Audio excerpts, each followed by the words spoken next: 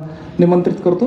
त्यांनी आपल्या माननीय खरात साहेब, खरात मॅडम, आभाडे साहेब आणि पवार साहेब, क्रीडा स्पर्धा या जीवनाचा आपला अविभाज्य भाग आहे आणि इथच्या ज्या बुलढाण्याच्या क्रीडा स्पर्धा आला, सर्व इकडे थोडंसं जेवणाबद्दल प्रॉब्लेम होता, पण बुलढाण्यात जेवणाबद्दल कोणा काही बोललं नाही. म्हणजे याचा अर्थ काय, जेवण एकदम सुंदर होतं.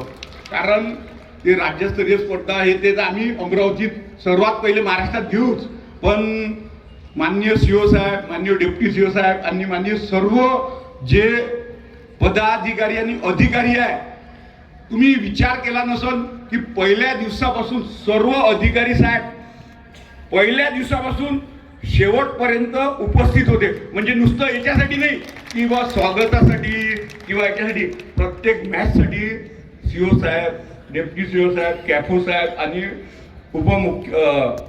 प्रकल्प संचालक साहेब, ॲडिशनल सीओ साहेब आणि इतर सर्व अधिकारी मॅच पाहायला उपस्थित होते. आणि दुसरी अजून मी एक गोष्ट, अंपायरनी डिसिजन फार सुंदर दिले. म्हणजे अंपायरच्या डिसिजनमध्ये तिचा मॅच महिलांचा ते कबड्डी हरू शकली असते, कारण मी स्वतः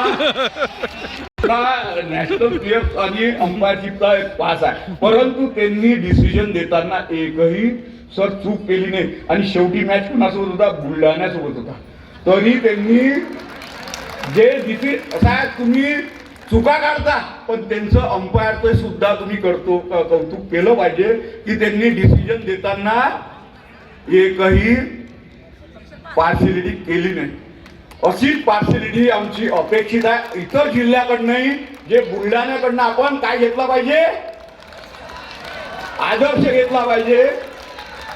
हा बुलढाण्याकडनं घेतलेला आदर्श, कारण तर भरपूर लोक वाट पाहत आहे. मी बोललो असतो, सगळी व्यवस्था सुंदर होती.